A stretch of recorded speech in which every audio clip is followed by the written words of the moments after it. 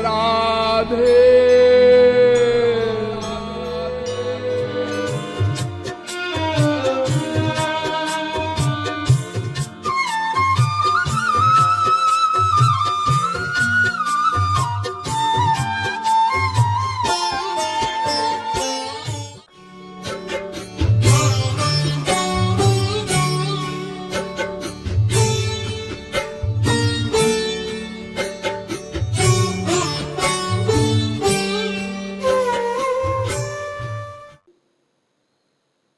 जबकि देखिए, मैंने आपको बताया था कि हमारे यहाँ तो ग्रंथों तक को पढ़ने का अधिकारित्व बताया गया है।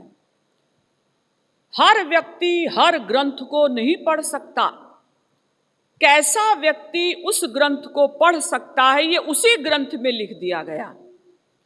जैसा कि मैंने बताया, वेदों में लिख दिया गया कि जो शांत चित्त वाला हो वही वेदों को पढ़े। और भागवत को कौन पढ़े? जो रसिक हो और भावुक हो। और गीता पढ़ने का अधिकारी कौन है? गीता में ही भगवान ने बता दिया, इदंते ना तपस्काय ना भक्ताय कदाचन न चाशुश्रूषवे वाच्यं न च मां योऽभ्यसूयति। गीता के 18वें अध्याय का 67वां श्लोक। इदंते ना तपस्काय, भगवान कहते हैं अर्जुन, जो तपस्वी न हो वो गीता न पढ़े और उसको गीता सुनाना भी नहीं। ना भक्ताय, जो अभक्त हो यानी भक्त न हो, पूर्ण भक्त जो हो वो ही गीता को पढ़े, जो भक्त न हो वो ना पढ़े।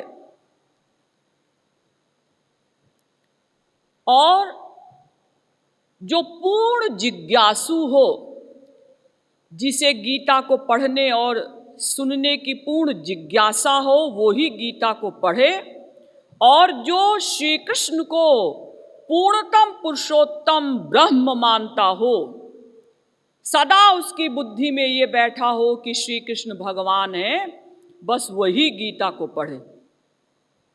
जो उनको ब्रह्म नहीं मानता वो गीता न पढ़े। ये 4 शर्तें। और शंकराचार्य जी ने जब इस श्लोक का अनुवाद किया, भाष्य किया, तो उन्होंने एक शर्त और बता दी कि प्रैक्टिकल मैन यानी पूर्ण महापुरुष का नित्य साथ हो तभी कोई गीता को पढ़े, वरना न पढ़े। आजकल घर घर में लोग गीता रखते हैं ना, लेकिन ये गीता सबके लिए फजीता बनी हुई है। लोग सोचते हैं अजी 700 श्लोकों की पुस्तक है, पढ़ लेंगे। ये 700 श्लोकों को समझना, इसके लिए 7000 जन्म भी कम है। तो भी आप 7 श्लोकों का अर्थ भी ठीक ठीक नहीं समझ सकते। ये तो कोई पूर्ण महापुरुष ही आपको समझाए, तब आप गीता को समझ सकते हैं। तो आप लोग कहेंगे कि रामायण तो हम समझ ही सकते हैं, वो तो अवधी भाषा में है, एक प्रकार से हिंदी भाषा में है, तो रामायण पढ़ने के हम अधिकारी होंगे ना। तुलसीदास जी ने लिख दिया कि जे श्रद्धा संबल रहित नहीं संतन को साथ, तिन्ह कह मानस अगम अति जिन्हि न प्रिय रघुनाथ। 3 शर्तें। पहली शर्त, पूर्ण श्रद्धा हो। श्रद्धा किसे कहते हैं? मैंने आप लोगों को बताया था कि आदि जगत गुरु शंकराचार्य जी कहते हैं, गुरु वेदांत वाक्येषु दृढ़ो विश्वासः श्रद्धा। गुरु और वेदांत के वाक्यों में पूर्ण विश्वास का होना ही श्रद्धा है। चैतन्य महाप्रभु ने भी कहा, श्रद्धा शब्द कहे विश्वास सुदृढ़ निश्चय। दृढ़ विश्वास का, दृढ़ निश्चय का होना ही श्रद्धा है। तो पहली शर्त है कि पूर्ण श्रद्धा हो। नंबर 2, प्रैक्टिकल महापुरुष का नित्य साथ हो तो रामचरितमानस पढ़ना, वरना मत पढ़ना। नंबर 3, भगवान राम अत्यंत प्रिय लगते हों। कितने प्रिय? कामिहि नारी पियारी जिमि, लोभी प्रिय जिमि दाम, तिमि रघुनाथ निरंतर प्रिय लागहु मोहि राम। इतने प्रिय लगते हो। और अगर ये 3 शर्तें आप पूरी नहीं करेंगे तो तिन्हका मानस अगम अति, उनके लिए रामचरितमानस का समझना अगम है, यानी संभव नहीं है, अति कठिन है। और तुलसीदास जी ने एक बात और लिखी, कहिय न कामी ही क्रोधी ही लोभी ही। कामी, क्रोधी, लोभी को रामचरितमानस मत सुनाना, और कामी, क्रोधी, लोभी रामचरितमानस को पढ़े भी ना। क्यों जी? अगर हम पढ़ेंगे, सुनेंगे तो क्या होगा? ऐसा ही होगा कि एक मेरी तरह बाबा जी बन जाएगा और एक आप लोगों की तरह श्रोता बन जाएगा। अब श्रोता बाबा जी से पूछता है, बाबा जी एक बात बताइए, भगवान राम ने बाली को छुपकर क्यों मारा था? अब वो पंडित जी आ गए रुआब में, हाँ बेटा मैं बताता हूं कि भगवान ने ऐसा क्यों किया। इस प्रकार की शंकाएं निकाल निकाल कर आजकल लोग रामचरितमानस की कथा कहते हैं, और आप लोग कहते हैं वाह पंडित जी आपने क्या समझाया, हमें सब समझ में आ गया। आपको भगवान का रहस्य समझ में आ गया? हाँ, तब तो आपने भगवत प्राप्ति कर ली होगी ना? क्यों? जानत तुम ही हुए जाई। जो भगवान के रहस्य को जान लेता है वो तो भगवान के बराबर हो जाता है। और तुम राम के रहस्य को क्या समझोगे, वो पंडित जी भी नहीं समझे हैं। अगर वो पंडित जी भगवान के रहस्य को समझ गए होते तो वो आपको पहला उपदेश यही देते, देखो बेटा भगवान की लीलाओं में शंका नहीं किया करते। भगवान की लीलाएं तो रस लेने के लिए होती हैं। तुम्हें शंका करनी है तो अपनी बुद्धि के लिए करो। ऐ मन, ऐ बुद्धि, तू संसार में सदा जूते चप्पल खा रही है, फिर भी संसार में ही मन जाता है, बुद्धि जाती है, ऐसा क्यों? वहां बुद्धि नहीं लगाएंगे। और बुद्धि हम कहाँ लगाते हैं? जो भगवान कर्तुम अकर्तुम अन्यथा कर्तुम समर्थ हैं। जो चाहें करें, जो चाहें ना करें, जो चाहें उल्टा कर दें। आप लोग कान से सुनते हैं, भगवान बिना कान के सुन लेते हैं। बिनु पग चलई सुनई बिनु काना, बिना कान के सुन लेते हैं। कर बिनु कर्म करई विधि नाना, आनन रहित सकल रस भोगी, बिनु बानी बकता बड़ जोगी। तन बिनु परस नयन बिनु देखा, ग्रह ही घ्राण बिनु बास अशेखा। असी सब भांति अलौकिक करनी, महिमा जासु जाई नहीं बरनी। भगवान की करनी अलौकिक और हमारी बुद्धि लौकिक। कैसे समझेंगे हम उनके रहस्य को? और सरस्वती बृहस्पति की समझ में तो भगवान का रहस्य नहीं आता, तुम्हारी समझ में कैसे आएगा? वो पंडित लोग उत्तरकांड की चौपाइयों का अर्थ नहीं करेंगे और कहाँ जाएंगे? भरत जी के चरित्र के ऊपर बोलेंगे, लक्ष्मण जी के चरित्र के ऊपर बोलेंगे, हनुमान जी के चरित्र के ऊपर बोलेंगे। अरे कहाँ जा रहे हो? जानते हो, जो वहां गया वो डूब गया। रोज सुनते हैं कि पार्वती जी की बुद्धि भ्रमित हो गई, गरुड़ जी की बुद्धि भ्रमित हो गई, और तुम इतने ऊंचे हो कि डूबकर बाहर निकल आओगे। अरे पहले अपनी जबान को ठीक करो, तुम्हारी जबान में पित्त का रोग है। उसके बाद राम रस और श्याम रस पीने के अधिकारी बनोगे।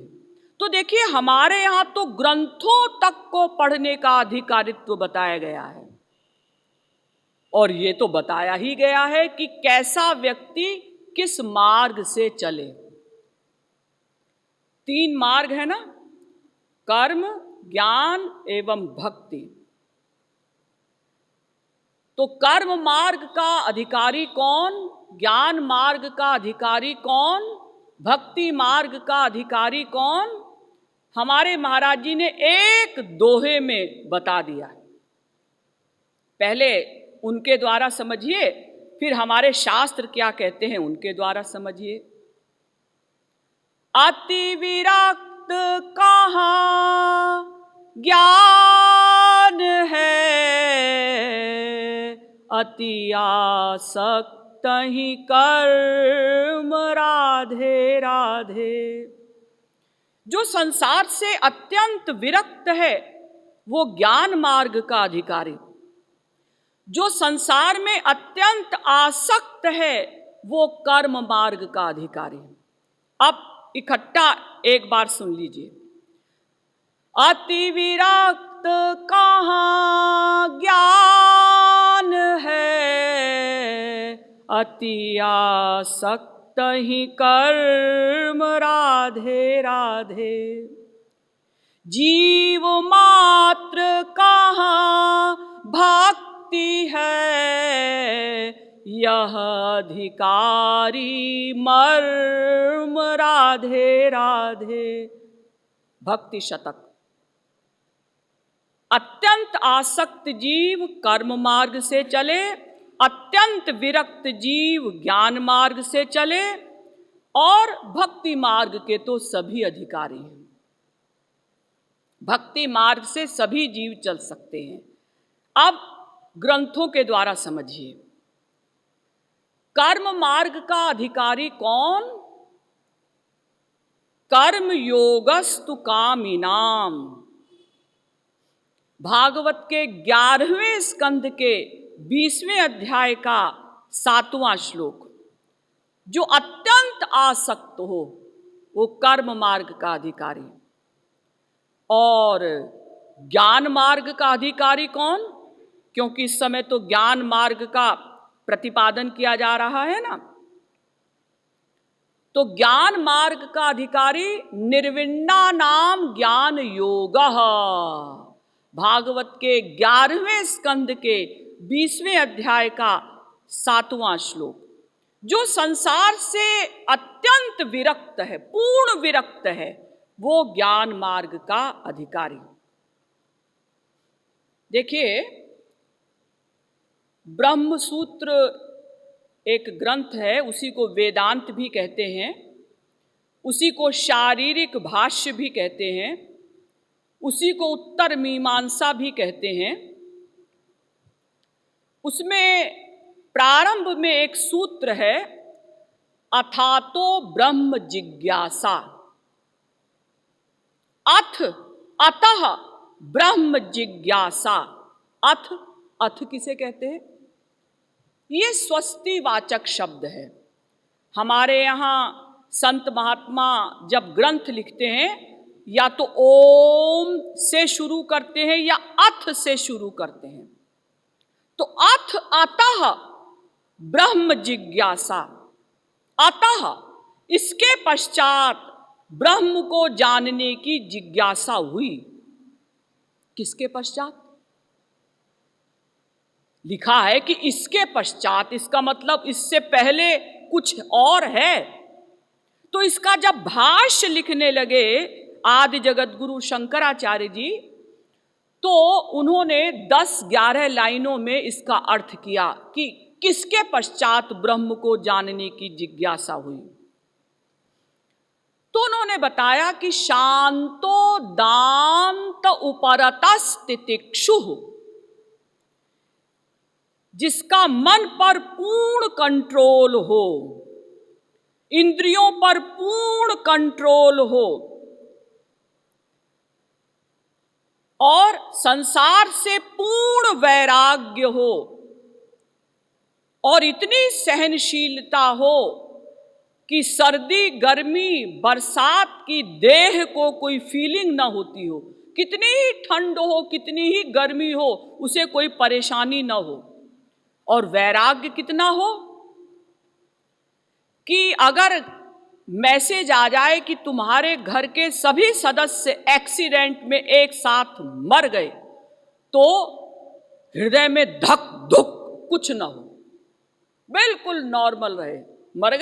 मर गए होंगे, ठीक है, हम तो पूरा प्रवचन सुनकर घर जाएंगे, ऐसा नहीं। हम लोग तो ऐसे नहीं है ना। लेकिन जो ऐसा व्यक्ति हो वो ज्ञान मार्ग का पहला शब्द सुनने का अधिकारी है। जो ज्ञान मार्ग का श्रवण करेगा वो ऐसा होना चाहिए। मैं तो समझती हूं कि 7 अरब की जनता में शायद 7 लोग भी ज्ञान मार्ग के अधिकारी न होंगे, लेकिन 70 लाख से ऊपर लोग ज्ञान मार्ग का मंत्र लिए हुए बैठे हैं। सोहम सोहम शिवोहम अहम ब्रह्मास्मि का जाप कर रहे हैं। अपने आचार्य शंकराचार्य जी की बात भी नहीं सुन रहे हैं कि वो क्या बता रहे हैं। कैसा व्यक्ति ज्ञान मार्ग का पहला शब्द सुने, जो पूर्ण विरक्त हो। और प्रैक्टिकल उन्होंने अपने जीवन में ये करके दिखाया। एक बार काशी के एक बहुत बड़े विद्वान आदि जगत गुरु शंकराचार्य जी के पास आए और उनसे कहा, महाराज मैं आपको गुरु बनाना चाहता हूं, आप मुझे ज्ञान मार्ग का मंत्र दीजिए। शंकराचार्य जी ने कहा कि बात तो ठीक है, लेकिन ऐसा है कि तुम अभी ज्ञान मार्ग के अधिकारी नहीं हो। अधिकारी नहीं हो? कैसे अधिकारी नहीं हो? शास्त्रार्थ कर लीजिए। विद्वानों को अहंकार तो रहता ही है, इसलिए क्रोध भी बहुत जल्दी आता है। शंकराचार्य जी ने कहा कि भाई ऐसा है कि शास्त्रार्थ मैं तुमसे क्यों करूं, क्योंकि तुम तो शास्त्रार्थ करने के भी अधिकारी नहीं हो। क्या मतलब? मतलब जो शास्त्र का अर्थ समझता है उसके अंदर तो दीनता आनी चाहिए, नम्रता आनी चाहिए। तुम्हारे अंदर तो इतना अहंकार है कि जिसको तुम गुरु बनाना चाहते हो उसी से शास्त्रार्थ करना चाहते हो। उस विद्वान ने कहा, महाराज मुझसे गलती हो गई, तो ये बताइए कि मैं अधिकारी कैसे बनूंगा? शंकराचार्य जी ने कहा कि देखो ऐसा है, ब्रज में चले जाओ, वहां गोवर्धन पर्वत है, उसकी परिक्रमा किया करना, वहीं ब्रज में रहना, मधुकरी मांग कर खाना, यानी भिक्षा मांग कर खाना, और राधे श्याम इन 2 शब्दों का जाप करते रहना। फालतू कोई बात न देखना, न सुनना, न बोलना। और राधा कृष्ण की भक्ति प्राप्त करने के लिए आंसू बहाते हुए 1 वर्ष तक वहीं रहो, भक्ति करो, तब आना। उस विद्वान पंडित ने 1 वर्ष तक उसी प्रकार से जितना वो कर सकते थे भक्ति की, लौट कर आए। शंकराचार्य जी ने देखा कि हाँ, पंडित जी आ रहे हैं। उन्होंने अपनी भंगिन से कहा कि देखो ये जो पंडित जी आ रहे हैं ना, तो जब ये तुम्हारे पास आ जाएं तो इतनी जोर से झाड़ू लगाना कि धूल उनके पैरों के ऊपर जा गिरे। और देखो मैं तुम्हें 5 रुपया दूंगा।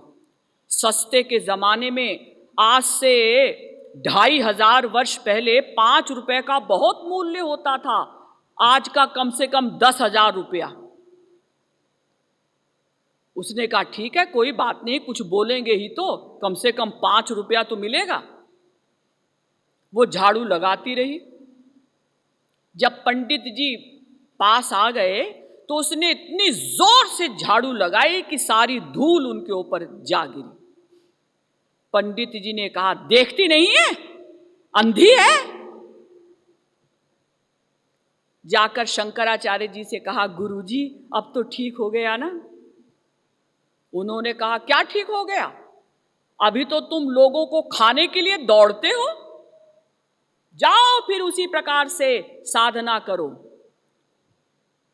फिर वो गए, उसी प्रकार से उन्होंने 1 वर्ष तक राधे श्याम आंसू बहाते हुए साधना की, उनसे मिलन की व्याकुलता पैदा की, अंतःकरण काफी शुद्ध हो गया, फिर लौटे।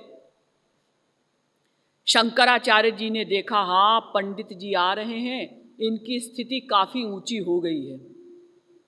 उन्होंने अपनी भंगिन से कहा कि देखो अब ये धूल गिरने से गुस्सा नहीं करेंगे, ऐसा करना कि ये जो झाड़ू है तुम्हारी पाखाना जिसमें लगा हुआ है, क्योंकि पुराने ज़माने में फ्लश की लैट्रिन तो होती नहीं थी, ऐसी सादी लैट्रिन होती थी, झाड़ू से साफ किया जाता था। तो इस झाड़ू में जो गंदगी लगी हुई है, पाखाना वगैरह, ये झाड़ू इनके छुआ देना, और देखो मैं तुम्हें दुगना इनाम दूंगा। अब वो बेचारी लालच में आ गई, ठीक है कम से कम पैसा तो मिलेगा, अरे कुछ बोलेंगे बोल लेंगे।